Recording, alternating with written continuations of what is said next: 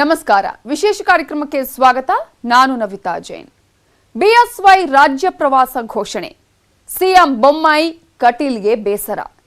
CM ಕುರ್ಚಿಯಿಂದ ಇಳಿದ್ರು power centre ಆಗ್ತಿದ್ದಾರಾ ಬಿಎಸ್ವೈ? ವರಿಷ್ಠರ ಭೇಟಿಗೆ ಹೊರಟ ಸಿಎಂ. ದೆಹಲಿ ಭೇಟಿ ಹಿಂದೆ 7 ಸೀಕ್ರೆಟ್ಸ್. ರಾಜ್ಯ ಬಿಜೆಪಿಯ ಪವರ್ ಪಾಲಿಟಿಕ್ಸ್ ಕುರಿತಾದ ಸ್ಪೆಷಲ್ ರಿಪೋರ್ಟ್ ನಿಮ್ಮ ಮುಂದೆ.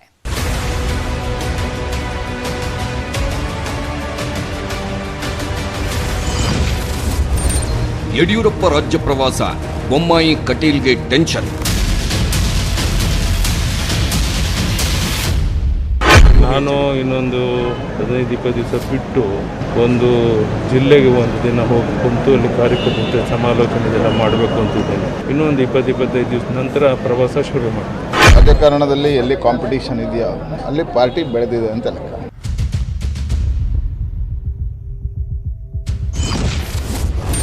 ಸಿಎಂ ಕುರ್ಚಿಯಿಂದ ಇಳಿದ್ರು ಪವರ್ ಸೆಂಟರ್ ಆಗ್ತಿದ್ದಾರಾ ಬಿಎಸ್ವೈ?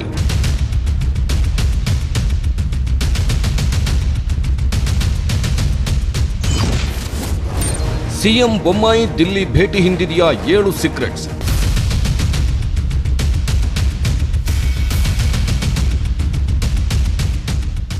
ಪ್ರವಾಸದಿಂದ ಬಂದ ಬಳಿಕ ಬಿಎಸ್ವೈ ಕೊಟ್ಟ ಒಂದು ಹೇಳಿಕೆ ಈಗ ಮತ್ತೆ ರಾಜ್ಯ ಬಿಜೆಪಿಯಲ್ಲಿ ಬಿರುಗಾಳಿ ಎಬ್ಬಿಸಿದೆ. ಇನ್ನೇನು ಸಿಎಂ ಪಟ್ಟ ಬಿಟ್ಟು ಇಳಿದಿದ್ದಾಯ್ತು, ರಾಜಾಹುಲಿ ಇನ್ನು ರಾಜಕೀಯದಿಂದ ತೆರೆಮರೆಗೆ ಸರಿದೇ ಬಿಡ್ತಾರೆ ಅನ್ನೋ ಲೆಕ್ಕಾಚಾರ ಹಾಕ್ತಿದ್ದಾಗಲೇ ಬಾಂಬ್ ಸಿಡಿಸಿದ್ದಾರೆ ಯಡಿಯೂರಪ್ಪ. ಸಿಎಂ ಸ್ಥಾನಕ್ಕೆ ರಾಜೀನಾಮೆ ಕೊಡೋ ಮೊದಲು ಗದ್ಗದಿತರಾಗಿದ್ದ ಬಿಎಸ್ವೈ ಪಕ್ಷ ಸಂಘಟನೆಗಾಗಿ ಶ್ರಮಿಸುತ್ತೇನೆ ಅಂದಿದ್ರು. ಮುಂದಿನ ಚುನಾವಣೆಯಲ್ಲಿ ಬಿಜೆಪಿಯನ್ನ ಗೆಲ್ಲಿಸೋದೇ ನನ್ನ ಮುಂದಿನ ಗುರಿ ಅಂತಾನೂ ಹೇಳಿದ್ರು. ಆ ಮಾತಿನ ಮರ್ಮ ಏನು ಅನ್ನೋದಕ್ಕೆ ಈಗ ಉತ್ತರ ಸಿಕ್ಕಂತಿದೆ. ಮಾಲ್ಡೀವ್ಸ್ ಪ್ರವಾಸದಿಂದ ವಾಪಸ್ ಬರ್ತಿದ್ದಂತೆ ಪಕ್ಷದಲ್ಲಿ ಚರ್ಚೆ ಮಾಡದೆಯೇ ರಾಜ್ಯ ಪ್ರವಾಸದ ನಿರ್ಧಾರ ಪ್ರಕಟ ಮಾಡಿರೋದು ಈಗ ರಾಜ್ಯ ಬಿಜೆಪಿಯಲ್ಲಿ ಭಾರಿ ಸಂಚಲನ ಮೂಡಿಸಿದೆ. ನಾನು ಇನ್ನೊಂದು 15-20 ದಿವಸ ಬಿಟ್ಟು ಒಂದು ಜಿಲ್ಲೆಗೆ ಒಂದು ದಿನ ಹೋಗಿ ಕುಂತು ಅಲ್ಲಿ ಕಾರ್ಯಕರ್ತರ ಸಮಾಲೋಚನೆ ಎಲ್ಲ ಮಾಡಬೇಕು ಅಂತಿದ್ದೇನೆ. ಇನ್ನೊಂದು 20-25 ದಿವಸ ನಂತರ ಪ್ರವಾಸ ಶುರು ಮಾಡ್ತೀನಿ. ಬಿಜೆಪಿ ರಾಷ್ಟ್ರೀಯ ಪಕ್ಷ. ಈ ಪಕ್ಷದಲ್ಲಿ ಕೋರ್ ಕಮಿಟಿ ಸಭೆ ಮಾಡದೆ, ಪದಾಧಿಕಾರಿಗಳ ಸಭೆ ಕರೆಯದೆ, ಹೈಕಮಾಂಡ್ ಅನುಮತಿ ಇಲ್ಲದೆ ಯಾವ ನಿರ್ಧಾರವನ್ನೂ ಕೈಗೊಳ್ಳುವಂತಿಲ್ಲ. ಬಿಜೆಪಿ ನಾಯಕ ರಾಜ್ಯ ಪ್ರವಾಸ ಹೊರಡಬೇಕು ಅಂದ್ರೆ, ಆ ವಿಚಾರವನ್ನ ಬಹಿರಂಗವಾಗಿ ಹೇಳಬೇಕು ಅಂದ್ರೆ ಕೋರ್ ಕಮಿಟಿ ಸಭೆಯಲ್ಲಿ ಚರ್ಚೆ ಆಗಬೇಕು, ಹೈಕಮಾಂಡ್ ಒಪ್ಪಿಗೆ ಸಿಗಬೇಕು. ಆದರೆ ಯಡಿಯೂರಪ್ಪ ಪಕ್ಷದ ನಾಯಕರೊಂದಿಗೆ ಚರ್ಚೆ ನಡೆಸದೆ, ರಾಜ್ಯ ಬಿಜೆಪಿ ನಾಯಕರ ಗಮನಕ್ಕೂ ತರದೆ ಏಕಾಏಕಿ ರಾಜ್ಯ ಪ್ರವಾಸದ ಘೋಷಣೆ ಮಾಡಿದ್ದಾರೆ. ಹೀಗೆ ಬಿಎಸ್ವೈ ಸಡನ್ ಆಗಿ ಘೋಷಿಸಿದ ನಿರ್ಧಾರ ಸಿಎಂ ಬೊಮ್ಮಾಯಿ ಮತ್ತು ರಾಜ್ಯಾಧ್ಯಕ್ಷ ನಳಿನ್ ಕುಮಾರ್ ಕಟೀಲ್ ಟೆನ್ಷನ್ ಹೆಚ್ಚಿಸಿದೆ. ಮಾಹಿತಿ ಪ್ರಕಾರ ಬಿಎಸ್ವೈ ಕೊಟ್ಟ ಈ ಹೇಳಿಕೆಯಿಂದ ಬೊಮ್ಮಾಯಿ ಮತ್ತು ಕಟೀಲ್ಗೆ ಬೇಸರವಾಗಿದೆ ಅಂತ ಹೇಳಲಾಗ್ತಿದೆ. ಈ ವಿಚಾರವಾಗಿ ಬಿಜೆಪಿ ರಾಜ್ಯಾಧ್ಯಕ್ಷ ನಳಿನ್ ಕುಮಾರ್ ಕಟೀಲ್ ವರಿಷ್ಠರಿಗೆ ದೂರು ಕೊಡಲು ನಿರ್ಧರಿಸಿದ್ದಾರೆ ಎಂಬ ಮಾಹಿತಿ ಇದೆ. ರಾಜಕಾರಣದಲ್ಲಿ ಎಲ್ಲಿ ಕಾಂಪಿಟೇಷನ್ ಇದೆಯೋ ಅಲ್ಲಿ ಪಾರ್ಟಿ ಬೆಳೆದಿದೆ ಅಂತ ಲೆಕ್ಕ. ಇನ್ನೊಂದು 20-25 ದಿವಸ ನಂತರ ಪ್ರವಾಸ ಶುರು ಮಾಡ್ತೀನಿ.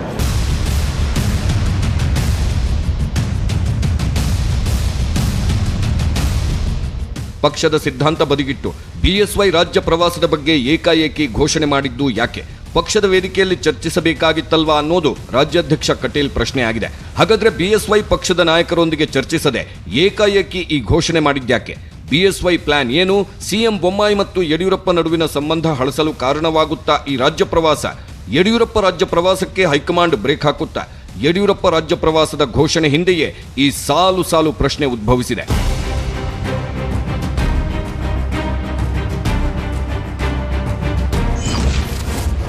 ಪವರ್ ಸೆಂಟರ್ ಆಗಲು ಹೊರಟ್ರ ಬಿಎಸ್ವೈ.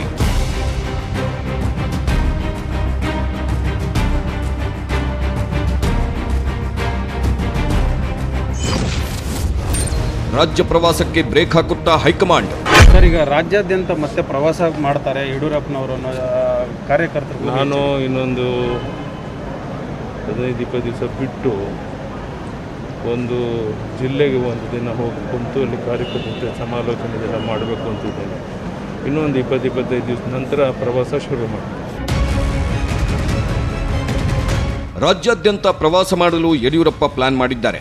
20-25 ದಿನಗಳ ಬಳಿಕ ರಾಜ್ಯಾದ್ಯಂತ ಪ್ರವಾಸ ನಡೆಸಿ ಜಿಲ್ಲಾವಾರು ಭೇಟಿ ನೀಡಿ ಕಾರ್ಯಕರ್ತರ ಸಭೆ ಮಾಡುತ್ತೇನೆ ಅಂತ ಯಡಿಯೂರಪ್ಪ ಹೇಳಿದ್ದಾರೆ. ಹೀಗೆ ಕುಟುಂಬದೊಂದಿಗೆ ಪ್ರವಾಸ ಹೋಗಿ ಬಂದ ಬಳಿಕ ಮತ್ತೆ ರಾಜಕೀಯ ಅಖಾಡಕ್ಕೆ ಧುಮುಕುವ ಸುಳಿವು ಕೊಟ್ಟಿದ್ದಾರೆ ಯಡಿಯೂರಪ್ಪ. ಇನ್ನು ರಾಜ್ಯ ಪ್ರವಾಸಕ್ಕೆಂದೇ 1 ಕೋಟಿ ರೂಪಾಯಿ ಬೆಲೆ ಬಾಳುವ ದುಬಾರಿ ಕಾರನ್ನು ಬಿಎಸ್ವೈ ಖರೀದಿ ಮಾಡಿದ್ದಾರಂತೆ. ಏರ್ಪೋರ್ಟ್ನಿಂದ ಇದೇ ಹೊಸ ಕಾರಿನಲ್ಲಿ ಬಿಎಸ್ವೈ ಕಾವೇರಿ ನಿವಾಸಕ್ಕೂ ಆಗಮಿಸಿದ್ರು. ಹೀಗೆ ಬಿಎಸ್ವೈ ರಾಜ್ಯ ಪ್ರವಾಸಕ್ಕೆ ಎಲ್ಲಾ ರೀತಿಯ ಸಿದ್ಧತೆ ಮಾಡಿಕೊಳ್ಳುತ್ತಿದ್ದಾರೆ. ಆದರೆ ಈ ಪ್ರವಾಸಕ್ಕೆ ಹೈಕಮಾಂಡ್ ಗ್ರೀನ್ ಸಿಗ್ನಲ್ ಕೊಡುತ್ತಾ ಅನ್ನೋದೇ ಈಗ ಎದುರಾಗಿರುವ ಪ್ರಶ್ನೆ.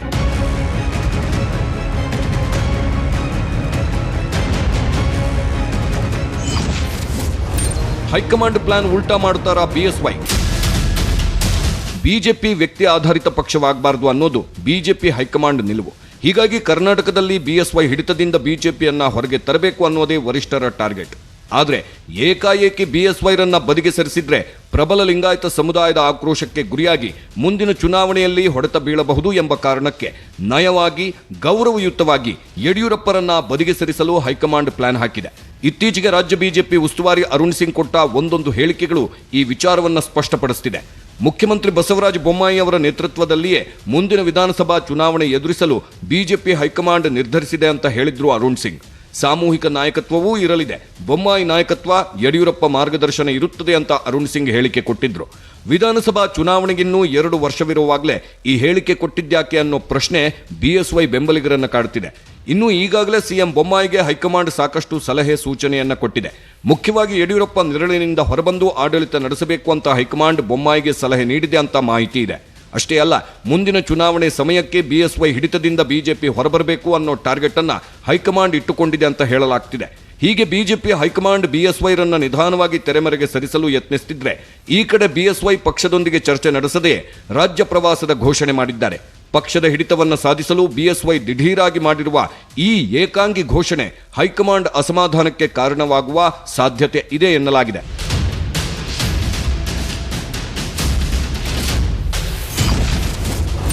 ಬಿಎಸ್ವೈ ರಾಜ್ಯ ಪ್ರವಾಸದ ಘೋಷಣೆ, ಇಕ್ಕಟ್ಟಿಗೆ ಸಿಲುಕಿದ್ರಾ ಸಿಎಂ ಬೊಮ್ಮಾಯಿ? ಒಂದು ವೇಳೆ ಯಡಿಯೂರಪ್ಪ ಹೀಗೆ ರಾಜ್ಯ ಪ್ರವಾಸ ಕೈಗೊಂಡ್ರೆ ಮತ್ತೆ ಪವರ್ ಸೆಂಟರ್ ಆಗ್ತಾರೆ ಎಂಬ ಆತಂಕ ಬಿಜೆಪಿಯಲ್ಲಿದೆ. ಇನ್ನು ಪಕ್ಷದ ನಾಯಕರು ಕಾರ್ಯಕರ್ತರಿಗೂ ಗೊಂದಲವಾಗುವ ಸಾಧ್ಯತೆ ಇರುತ್ತದೆ. ಬಿಎಸ್ವೈ ಏಕಾಂಗಿ ಪ್ರವಾಸ ಕೈಗೊಂಡ್ರೆ ವಿಪಕ್ಷಗಳಿಗೂ ಈ ವಿಚಾರ ಆಹಾರವಾಗುವುದು ಖಚಿತ. ಈ ಎಲ್ಲ ಕಾರಣದಿಂದ ಸಿಎಂ ಬೊಮ್ಮಾಯಿ ಮತ್ತು ರಾಜ್ಯಾಧ್ಯಕ್ಷ ಕಟೀಲ್ಗೆ ಕಸಿವಿಸಿಯಾಗಿದೆ ಅಂತ ಹೇಳಲಾಗ್ತಿದೆ. ಜೊತೆಗೆ ಏಕಾಏಕಿ ಬಿಎಸ್ವೈ ಈ ನಿರ್ಧಾರ ಘೋಷಿಸಿದ್ದರಿಂದ ಪಕ್ಷಕ್ಕೂ ಮುಜುಗರವಾಗಿದೆ. ಅತ್ತ ಬಿಎಸ್ವೈ ನಡೆಯನ್ನ ವಿರೋಧಿಸಲು ಸಾಧ್ಯವಾಗಿದೆ, ಈ ಕಡೆ ಬೆಂಬಲಿಸಲು ಸಾಧ್ಯವಾಗದೆ ಸಿಎಂ ಬೊಮ್ಮಾಯಿ ಇಕ್ಕಟ್ಟಿಗೆ ಸಿಲುಕಿದ್ದಾರೆ ಎನ್ನಲಾಗಿದೆ.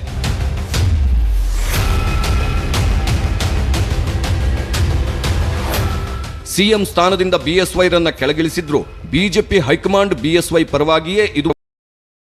ಬಿಎಸ್ವೈ ಆಯ್ಕೆ ಮಾಡಿದ ಬಸವರಾಜ ಬೊಮ್ಮಾಯಿ ಅವರನ್ನೇ ಹೈಕಮಾಂಡ್ ಸಿಎಂ ಸ್ಥಾನಕ್ಕೆ ಆಯ್ಕೆ ಮಾಡಿರೋದು ಎಲ್ಲರಿಗೂ ಗೊತ್ತಿರುವ ಸಂಗತಿ. ಆರಂಭದಲ್ಲಿ ಬಿಎಸ್ವೈ ವಿರೋಧಿ ಬಣದ ಬೆಲ್ಲದ್ ಸೇರಿದಂತೆ ಬೇರೆ ಬೇರೆ ನಾಯಕರನ್ನ ಸಿಎಂ ಸ್ಥಾನಕ್ಕೆ ತರುವ ಯೋಚನೆಯನ್ನ ಹೈಕಮಾಂಡ್ ಮಾಡಿದ್ರು ಯಡಿಯೂರಪ್ಪ ಅಸಮಾಧಾನದ ಆತಂಕದಿಂದ ಅಂತಿಮವಾಗಿ ಬೊಮ್ಮಾಯಿಗೆ ಮಣೆ ಹಾಕಿತ್ತು. ಇನ್ನು ಸಚಿವ ಸಂಪುಟ ರಚನೆಯಲ್ಲೂ ಅಷ್ಟೇ. ತಮ್ಮನ್ನ ಸಿಎಂ ಸ್ಥಾನದಿಂದ ಇಳಿಸಲು ಸದಾ ಕತ್ತಿ ಮಸಿಯುತ್ತಿದ್ದ ಯೋಗೇಶ್ವರ್, ಯತ್ನಾಳ್, ಬೆಲ್ಲದಿಗೆ ಸಂಪುಟದಲ್ಲಿ ಅವಕಾಶ ಸಿಗದಂತೆ ನೋಡಿಕೊಂಡ್ರು ಬಿಎಸ್ವೈ. ಹೀಗೆ ಸಿಎಂ ಸ್ಥಾನದಿಂದ ಇಳಿದ ಬಳಿಕವೂ ಯಡಿಯೂರಪ್ಪ ಅಂದುಕೊಂಡಿದ್ದನ್ನ ಸಾಧಿಸಲು ಹೈಕಮಾಂಡ್ ಕೂಡ ನೆರವಾಯಿತು. ಹೀಗೆ ಬಿಎಸ್ವೈ ಸಿಎಂ ಸ್ಥಾನದಿಂದ ಇಳಿದ್ರೂ ಪಕ್ಷದ ಮೇಲಿನ ಹಿಡಿತವನ್ನ ಬಿಟ್ಟುಕೊಡಲಿಲ್ಲ. ಇದೀಗ ರಾಜ್ಯ ಬಿಜೆಪಿಯಲ್ಲಿ ಯಾರ ಒಪ್ಪಿಗೆಯನ್ನು ಪಡೆಯದೆ, ಚರ್ಚಿಸದೆ ಏಕಾಂಗಿಯಾಗಿ ರಾಜ್ಯ ಪ್ರವಾಸದ ಘೋಷಣೆಯನ್ನು ಮಾಡಿಬಿಟ್ಟಿದ್ದಾರೆ. ಹಾಗಾದ್ರೆ ಯಡಿಯೂರಪ್ಪ ಈ ನಿರ್ಧಾರಕ್ಕೂ ಹೈಕಮಾಂಡ್ ಒಪ್ಪಿಗೆ ಕೊಟ್ಬಿಡುತ್ತಾ, ಅಥವಾ ಬಿಎಸ್ವೈ ರಾಜ್ಯ ಪ್ರವಾಸವನ್ನ ಉಪಾಯವಾಗಿ ತಡೆಹಿಡಿಯುತ್ತಾ? ಅಷ್ಟಕ್ಕೂ ಬಿಎಸ್ವೈ ಈ ರಾಜ್ಯ ಪ್ರವಾಸದ ಹಿಂದಿರುವ ಮೇನ್ ಅಜೆಂಡಾ ಏನು? ರಾಜಕೀಯ ವಲಯದಲ್ಲಿ ಹರಿದಾಡುತ್ತಿರುವ ರಾಜ್ಯ ಪ್ರವಾಸದ ಹಿಂದಿನ ಅಸಲಿ ಕಾರಣದ ಒಂದಿಷ್ಟು ಮಾಹಿತಿಯನ್ನ ನಿಮ್ಮ ಮುಂದಿಡ್ತಾ ಇದ್ದೀವಿ ನೋಡಿ.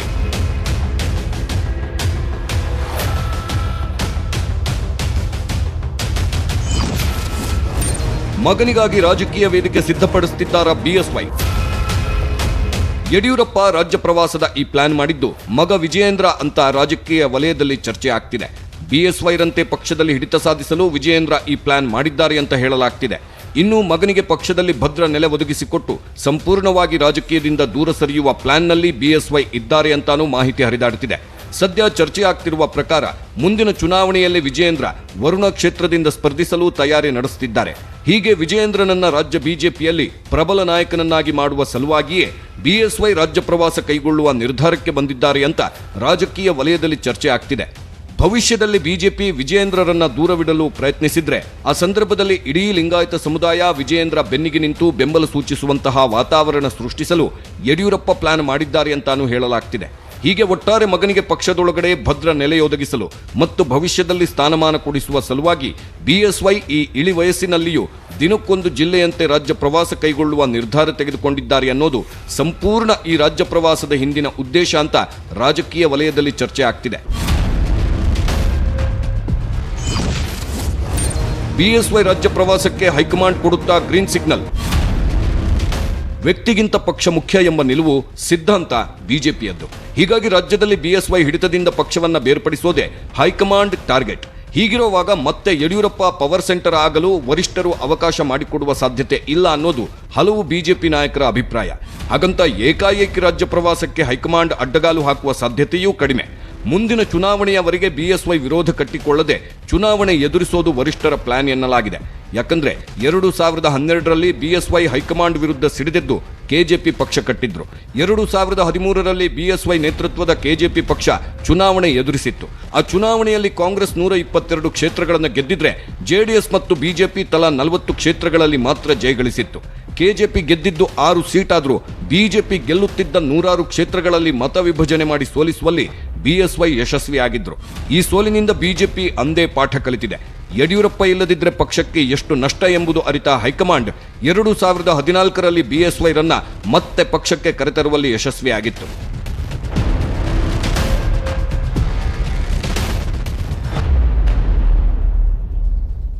ರಾಜ್ಯ ಬಿಜೆಪಿಯಲ್ಲಿ ಯಡಿಯೂರಪ್ಪ ಶಕ್ತಿ ಏನು ಅಂತ ಅರ್ಥ ಮಾಡಿಕೊಂಡ ಹೈಕಮಾಂಡ್ 76 ವರ್ಷ ದಾಟಿದ್ರು ಮುಖ್ಯಮಂತ್ರಿಯನ್ನಾಗಿ ಮಾಡಿತ್ತು. ಬಿಜೆಪಿಯಲ್ಲಿ 75 ವರ್ಷ ಮೇಲ್ಪಟ್ಟವರಿಗೆ ಪ್ರಮುಖ ಹುದ್ದೆ ನೀಡುವುದಿಲ್ಲ. ಆದರೆ ಹೈಕಮಾಂಡ್ ಯಡಿಯೂರಪ್ಪ ವಿಚಾರದಲ್ಲಿ ಹಾಗೆ ಮಾಡಿಲ್ಲ. ಸಿಎಂ ಆಗಬೇಕು ಅಂತಿದ್ದ ಬಿಎಸ್ವೈಗೆ ಅಧಿಕಾರ ಕೊಟ್ಟಿತ್ತು. ಸಿಎಂ ಸ್ಥಾನ ಕೊಡದೇ ಇದ್ರೆ ಯಡಿಯೂರಪ್ಪ ಆಕ್ರೋಶ ಸ್ಫೋಟಗೊಂಡು ಮತ್ತೆ 2013ರ ಇತಿಹಾಸ ಮರುಕಳಿಸಬಹುದು ಎಂಬ ಆತಂಕವಿದ್ದ ಕಾರಣ 2 ವರ್ಷ ಅಧಿಕಾರ ನಡೆಸಲು ಅವಕಾಶ ಮಾಡಿಕೊಡ್ತು. 2 ವರ್ಷದ ನಂತರ ಯಡಿಯೂರಪ್ಪರನ್ನ ಉಪಾಯವಾಗಿಯೇ ಹೈಕಮಾಂಡ್ ಸಿಎಂ ಸ್ಥಾನ ಬಿಟ್ಟುಕೊಡುವಂತೆ ಮಾಡಿದ್ದೇನೋ ನಿಜ. ಆದರೆ ಅಧಿಕಾರದಿಂದ ಇಳಿದ ಬಳಿಕ ಅಸಮಾಧಾನಗೊಳ್ಳದಂತೆ ಬಿಎಸ್ವೈ ಆಯ್ಕೆ ಮಾಡಿದ ಬೊಮ್ಮಾಯಿಗೆ ಸಿಎಂ ಪಟ್ಟ ಕೊಟ್ಟಿದೆ ಹೈಕಮಾಂಡ್. ಸಚಿವ ಸಂಪುಟ ರಚನೆಯಲ್ಲೂ ಬಿಎಸ್ವೈ ಮಾತೇ ಬಹುತೇಕ ನಡೆದಿದೆ. ಆದರೆ ರಾಜ್ಯಪಾಲ ಹುದ್ದೆ ನೀಡಿ ಯಡಿಯೂರಪ್ಪರನ್ನ ಬದಿಗೆ ಸರಿಸುವ ಹೈಕಮಾಂಡ್ ಪ್ಲಾನ್ ಮಾತ್ರ ಯಶಸ್ವಿಯಾಗಿಲ್ಲ. ಇಷ್ಟೆಲ್ಲದರ ನಡುವೆ ಈಗ ಯಡಿಯೂರಪ್ಪ ಪಕ್ಷದ ನಾಯಕರೊಂದಿಗೆ ಚರ್ಚೆ ನಡೆಸದೆ ರಾಜ್ಯ ಪ್ರವಾಸದ ಘೋಷಣೆ ಮಾಡಿದ್ದಾರೆ. ಈ ರಾಜ್ಯ ಪ್ರವಾಸವನ್ನ ಹೈಕಮಾಂಡ್ ತಡೆ ಹಿಡಿಯುತ್ತಾ ಅಥವಾ ಪಕ್ಷದ ಬೇರೆ ಬೇರೆ ನಾಯಕರೊಂದಿಗೆ ಸೇರಿ ರಾಜ್ಯ ಪ್ರವಾಸ ಮಾಡಿ ಅಂತ ಸಲಹೆ ಕೊಡುತ್ತಾ ಅಥವಾ ಸದ್ಯಕ್ಕಂತೂ ಯಾವ ಪ್ರವಾಸವೂ ಬೇಡ ಅಂತ ಮನವೊಲಿಸುತ್ತಾ ಗೊತ್ತಿಲ್ಲ. ಈ ವಿಚಾರದಲ್ಲಿ ಹೈಕಮಾಂಡ್ ಯಾವ ನಿರ್ಧಾರ ಕೈಗೊಳ್ಳಲಿದೆ ಎಂಬುದೇ ಸದ್ಯದ ಕುತೂಹಲ.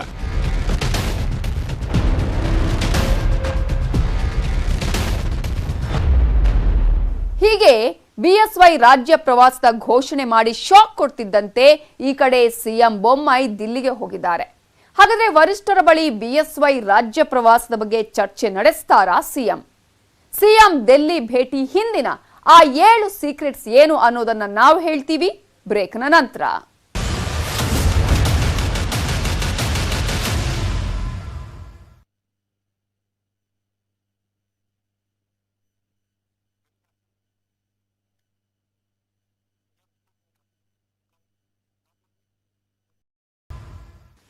ಬಿಎಸ್ವೈ ರಾಜ್ಯ ಪ್ರವಾಸದ ಘೋಷಣೆ ಸಿಎಂ ಬೊಮ್ಮಾಯಿ ಅವರನ್ನ ಇಕ್ಕಟ್ಟಿಗೆ ಸಿಲುಕಿಸಿದೆ. ದೆಹಲಿಗೆ ಹೋಗಿರುವ ಸಿಎಂ ಹಾಗಾದ್ರೆ ವರಿಷ್ಠರ ಜೊತೆ ರಾಜ್ಯ ಪ್ರವಾಸದ ಬಗ್ಗೆ ದೂರು ಕೊಡ್ತಾರಾ? ಸಿಎಂ ದಿಲ್ಲಿ ಭೇಟಿ ಹಿಂದಿರುವ 7 ಸೀಕ್ರೆಟ್ಸ್ ಏನು? ಈ ಕುರಿತಂತೆ ರಿಪೋರ್ಟ್ ನಿಮ್ಮ ಮುಂದೆ. ಬಿಎಸ್ವೈ ಟೂರ್ ಬಗ್ಗೆ ವರಿಷ್ಠರ ಜೊತೆ ಚರ್ಚಿಸ್ತಾರಾ ಸಿಎಂ? ಬೊಮ್ಮಾಯಿ ದೆಹಲಿ ಭೇಟಿ ಹಿಂದಿರುವ ಆ ಸೀಕ್ರೆಟ್ಸ್ ಏನು? ಬುಧವಾರ ಮಧ್ಯಾಹ್ನ 1:20ರ ಫ್ಲೈಟ್ಗೆ ಸಿಎಂ ಬೊಮ್ಮಾಯಿ ದೆಹಲಿಗೆ ಪ್ರಯಾಣ ಬೆಳೆಸಿದ್ದಾರೆ. ಬಿಎಸ್ವೈ ರಾಜ್ಯ ಪ್ರವಾಸದ ಟೂರ್ ಹೇಳಿಕೆ ಬೆನ್ನಲ್ಲೇ ಬೊಮ್ಮಾಯಿ ವರಿಷ್ಠರ ಭೇಟಿಗೆ ಹೊರಟಿದ್ದು ಸಾಕಷ್ಟು ಕುತೂಹಲಕ್ಕೆ ಕಾರಣವಾಗಿದೆ. ಕೇಂದ್ರದಲ್ಲಿ ಹೆಲ್ತ್ ಮಿನಿಸ್ಟ್ರು ಮತ್ತು ಫೈನಾನ್ಸ್ ಮಿನಿಸ್ಟ್ರು, ಜಲಶಕ್ತಿ ಮಂತ್ರಿಗಳು, ಡಿಫೆನ್ಸ್ ಮಂತ್ರಿಗಳು ಮತ್ತು ಕೃಷಿ ಮಂತ್ರಿಗಳು ಎಲ್ಲರ ಸಮಯವನ್ನು ಕೇಳಿದ್ದೇನೆ. ಅದಲ್ಲದೆ ನೀರಾವರಿಯ ಅಂತಾರಾಜ್ಯ ವಿವಾದಗಳ ಎಲ್ಲ ಲೀಗಲ್ ತಂಡದ ಜೊತೆಗೆ ಒಂದು ಸಭೆಯನ್ನು ದಿಲ್ಲಿಯಲ್ಲಿ ಮಾಡ್ತಾ ಇದ್ದೇವೆ. ಅದರಲ್ಲಿ ನಮ್ಮ ಎಜಿಯವರು ಇರ್ತಾರೆ ಮತ್ತು ಎಲ್ಲ ಸೀನಿಯರ್ ಲಾಯರ್ಸು, ನಮ್ಮ ಕರ್ನಾಟಕವನ್ನು ಪ್ರತಿನಿಧಿಸುವಂಥ ಎಲ್ಲ ಹಿರಿಯ ವಕೀಲರ ಜೊತೆಗೆ ಚರ್ಚೆ ಮಾಡಿ ಈಗಿರುವಂಥ ಜಲ ವಿವಾದಗಳ ಬಗ್ಗೆ ಯಾವ ರೀತಿ ಮುಂದೆ ಹೋಗಬೇಕು ಅನ್ನುವಂಥ ಮಾಹಿತಿಯನ್ನು ನಾನು ಪಡಿತಾ ಇದ್ದೇನೆ. ರಾಜ್ಯದ ವಿವಿಧ ಯೋಜನೆಗಳು, ನೀರಾವರಿ, ಆರ್ಥಿಕ, ಕೃಷಿಗೆ ಸಂಬಂಧಪಟ್ಟಂತೆ ಸಚಿವರ ಭೇಟಿ, ಮೇಕೆದಾಟು ಸೇರಿ ನೀರಾವರಿ ಯೋಜನೆಗಳ ಬಗ್ಗೆ ಬೊಮ್ಮಾಯಿ ಹೈಕಮಾಂಡ್ ನಾಯಕರನ್ನ ಭೇಟಿಯಾಗಿ ಚರ್ಚೆ ನಡೆಸಲಿದ್ದಾರೆ. ಒಟ್ಟಾರೆ ಹೇಳೋದಾದ್ರೆ ಸಿಎಂ ಬೊಮ್ಮಾಯಿ ದೆಹಲಿ ಭೇಟಿಯಲ್ಲಿ ಒಟ್ಟು 7 ವಿಚಾರಗಳ ಕುರಿತು ಹೈಕಮಾಂಡ್ ಜೊತೆ ಚರ್ಚೆ ನಡೆಸಲಿದ್ದಾರೆ ಎಂಬ ಮಾಹಿತಿ ಇದೆ. ಆ 7 ವಿಷಯಗಳು ಏನೇನು ಅಂತ ನೋಡೋದಾದ್ರೆ, ರಾಜ್ಯದ ವಿವಿಧ ಯೋಜನೆಗಳ ಚರ್ಚೆ, ಮೇಕೆದಾಟು ಸೇರಿ ಕೆಲ ನೀರಾವರಿ ಯೋಜನೆಗಳ ಕುರಿತು ಚರ್ಚೆ, ಉಳಿದ 4 ಖಾತೆ ಹಂಚಿಕೆ ಕುರಿತಾಗಿ ಹೈಕಮಾಂಡ್ ನಾಯಕರೊಂದಿಗೆ ಮಾತುಕತೆ, ನಿಗಮ ಮಂಡಳಿ ನೇಮಕಾತಿ ಬದಲಾವಣೆ ಕುರಿತಂತೆ ಚರ್ಚೆ, ಕೋವಿಡ್ ಕಂಟ್ರೋಲ್ ಮತ್ತು ನೆರವಿನ ಬಗ್ಗೆ ಮಾತುಕತೆ, ಬಿಎಸ್ವೈ ರಾಜ್ಯ ಪ್ರವಾಸಕ್ಕೆ ಸಂಬಂಧಪಟ್ಟಂತೆ ಹೈಕಮಾಂಡ್ ಜೊತೆ ಚರ್ಚೆ, ಆನಂದ್ ಸಿಂಗ್ ಖಾತೆ ಬದಲಾವಣೆ ಕುರಿತಂತೆ ಚರ್ಚೆ ನಡೆಸಲು ಸಿಎಂ ಬೊಮ್ಮಾಯಿ ದೆಹಲಿಗೆ ಹೋಗಿದ್ದಾರೆ ಅಂತ ಮಾಹಿತಿ ಇದೆ. ದೆಹಲಿ ಭೇಟಿಗೂ ಮುನ್ನ ಬಾಕಿ ಸಚಿವಾಕಾಂಕ್ಷಿಗಳು ಸಿಎಂ ಬೊಮ್ಮಾಯಿ ಮನೆಗೆ ಭೇಟಿ ನೀಡಿ ಮಾತುಕತೆ ನಡೆಸಿದ್ರು. ಸಚಿವಾಕಾಂಕ್ಷಿ ಆರ್ ಶಂಕರ್, ಸುರ್ಪುರ ಶಾಸಕ ರಾಜುಗೌಡ, ಹಿರಿಯೂರು ಶಾಸಕಿ ಪೂರ್ಣಿಮಾ ಶ್ರೀನಿವಾಸ್ ಸೇರಿದಂತೆ ಹಲವು ಶಾಸಕರು ಸಿಎಂ ಭೇಟಿ ಮಾಡಿ ವರಿಷ್ಠರ ಜೊತೆ ಚರ್ಚಿಸಲು ಮನವಿ ಮಾಡಿದ್ದಾರೆ ಎಂಬ ಮಾಹಿತಿ ಇದೆ. ಬಿಜೆಪಿ ರಾಷ್ಟ್ರೀಯ ಅಧ್ಯಕ್ಷ ಜೆಪಿ ನಡ್ಡಾ ಭೇಟಿ ವೇಳೆ ಸಂಪುಟ ವಿಸ್ತರಣೆ ಕುರಿತಾಗಿ ಸಿಎಂ ಬೊಮ್ಮಾಯಿ ಚರ್ಚೆ ನಡೆಸುವ ಸಾಧ್ಯತೆ ಇದೆ ಎನ್ನಲಾಗಿದೆ. ಈ ಕುರಿತು ಸ್ವತಃ ಸಿಎಂ ಕೂಡ ಸ್ಪಷ್ಟಪಡಿಸಿದ್ದಾರೆ. ಸಂಪುಟ ರಚನೆ, ನಿಗಮ ಮಂಡಳಿ ಅಧ್ಯಕ್ಷರ ನೇಮಕಾತಿ ವಿಚಾರವನ್ನ ನಡ್ಡಾ ಅವರೊಂದಿಗೆ ಚರ್ಚಿಸಿ ಸಲಹೆ ಪಡೆದುಕೊಳ್ಳಲಿದ್ದೇನೆ ಅಂತ ದೆಹಲಿಗೆ ಹೊರಡುವ ಮುನ್ನ ಸಿಎಂ ಹೇಳಿದ್ರು. ದೆಹಲಿ ಭೇಟಿಯಲ್ಲಿ ಅಂತಾರಾಜ್ಯ ಜಲ ವಿವಾದಗಳ ಬಗ್ಗೆ ಕಾನೂನು ತಜ್ಞರ ಸಭೆ ನಡೆಸಿ ರಾಜ್ಯದ ನೀರಾವರಿ ವಿವಾದದ ಬಗ್ಗೆ ರಾಜ್ಯದ ಮುಂದಿನ ನಡೆಯ ಬಗ್ಗೆ ಚರ್ಚಿಸಲಾಗುತ್ತದೆ ಅಂತ ಸಿಎಂ ಬೊಮ್ಮಾಯಿ ಈಗಾಗಲೇ ಸ್ಪಷ್ಟಪಡಿಸಿದ್ದಾರೆ. ಆದರೆ ಎಲ್ಲದಕ್ಕಿಂತ ಸದ್ಯ ರಾಜ್ಯ ರಾಜಕೀಯದಲ್ಲಿ ಕುತೂಹಲ ಕೆರಳಿಸಿರೋದು ಸಂಪುಟ ವಿಸ್ತರಣೆ ಮತ್ತು ಆನಂದ್ ಸಿಂಗ್ ಖಾತೆ ಬದಲಾವಣೆ ಸಾಧ್ಯತೆ ವಿಚಾರ. ಹೌದು, ಪ್ರಬಲ ಖಾತೆಗಾಗಿ ಮುನಿಸಿಕೊಂಡು ವಾರಗಳಿಂದ ಬೆಂಗಳೂರಿನತ್ತ ತಲೆ ಹಾಕದೆ ಎಲ್ಲೂ ಕಾಣಿಸದೆ ರಾಜೀನಾಮೆ ನೀಡುವ ಅನುಮಾನ ಮೂಡಿಸಿದ್ದ ಆನಂದ್ ಸಿಂಗ್ ಮಂಗಳವಾರ ದಿಢೀರಾಗಿ ಅಧಿಕಾರ ಸ್ವೀಕರಿಸಿ ಅಚ್ಚರಿ ಮೂಡಿಸಿದ್ರು. ಸಿಎಂ ಬೊಮ್ಮಾಯಿ ಸಲಹೆ ಮೇರೆಗೆ ಆನಂದ್ ಸಿಂಗ್ ಒಲ್ಲದ ಮನಸ್ಸಿನಿಂದ ಅಧಿಕಾರ ಸ್ವೀಕರಿಸಿದ್ದಾರೆ. ಆನಂದ್ ಸಿಂಗ್ ಸಮಾಧಾನ ಪಡಿಸುವ ವೇಳೆ ಸಿಎಂ ಬೊಮ್ಮಾಯಿ, ಖಾತೆ ಹಂಚಿಕೆಯಲ್ಲಿ ನನ್ನ ಪಾತ್ರವೇನೂ ಇಲ್ಲ, ವರಿಷ್ಠರ ತೀರ್ಮಾನದ ಪ್ರಕಾರ ಖಾತೆ ಹಂಚಲಾಗಿದೆ, ದೆಹಲಿಗೆ ಹೋಗಿ ಹೈಕಮಾಂಡ್ ಜೊತೆ ನಿಮ್ಮ ಬೇಡಿಕೆಯನ್ನು ಹೇಳುತ್ತೇನೆ, ಮುಂದೇನಾಗುತ್ತದೆಯೋ ನೋಡೋಣ ಅಂತ ಭರವಸೆ ನೀಡಿದ್ದಾರೆ ಎನ್ನಲಾಗಿದೆ. ಹಾಗಾದ್ರೆ ಆನಂದ್ ಸಿಂಗ್ ಖಾತೆ ಬದಲಾವಣೆಗೆ ಹೈಕಮಾಂಡ್ ಒಪ್ಪಿಗೆ ಕೊಡುತ್ತಾ? ಈ ಸಾಧ್ಯತೆ ಬಹಳ ಕಡಿಮೆ ಅಂತ ಹೇಳಲಾಗ್ತಿದೆ. ಒಬ್ಬ ಸಚಿವರ ಅಸಮಾಧಾನ ಪರಿಗಣಿಸಿ ಖಾತೆ ಬದಲಾವಣೆ ಮಾಡಿದ್ರೆ ಮುಂದೆ ಇದೇ ಅಸ್ತ್ರವನ್ನ ಉಳಿದ ಸಚಿವರು ಪ್ರಯೋಗಿಸುವ ಸಾಧ್ಯತೆ ಇದೆ. ಈ ನಿಟ್ಟಿನಲ್ಲಿ ಆನಂದ್ ಸಿಂಗ್ ಖಾತೆ ಬದಲಾವಣೆಗೆ ಹೈಕಮಾಂಡ್ ಒಪ್ಪಿಗೆ ನೀಡುವ ಸಾಧ್ಯತೆ ಇಲ್ಲ ಅಂತಿವೆ ಬಿಜೆಪಿ ಮೂಲಗಳು.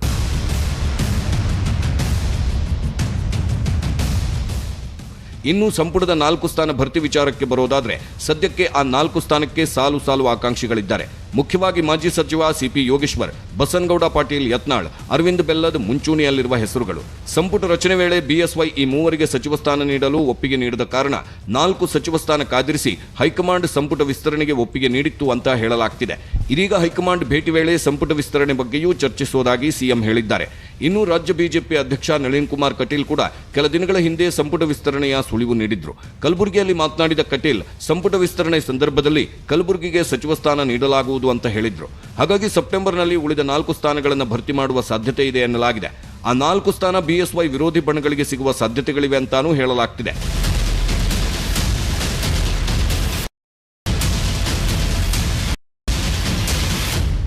ಬಿಎಸ್ವೈ ಮುಂದಿನ ರಾಜಕೀಯ ನಡೆ ಏನು ಅನ್ನೋದಕ್ಕೆ ರಾಜ್ಯ ಪ್ರವಾಸದ ಉತ್ತರ ಏನೋ ಸಿಕ್ಕಿದೆ. ಆದರೆ ಪವರ್ ಸೆಂಟರ್ ಆಗಲು ಹೊರಟಂತಿರುವ ಬಿಎಸ್ವೈ ನಡೆಗೆ ಹೈಕಮಾಂಡ್ ಉತ್ತರ ಏನು ಅನ್ನೋದನ್ನ ಕಾದು ನೋಡಬೇಕಾಗಿದೆ ಅಂತ ಹೇಳ್ತಾ ಇವತ್ತಿನ ವಿಶೇಷ ಕಾರ್ಯಕ್ರಮವನ್ನ ಮುಗಿಸ್ತಾ ಇದ್ದೀವಿ. ನೋಡ್ತಾ ಇರಿ ನ್ಯೂಸ್ 18 ಕನ್ನಡ. ಜಾಲ ನಮ್ಮದು, ಬಲ ನಿಮ್ಮದು.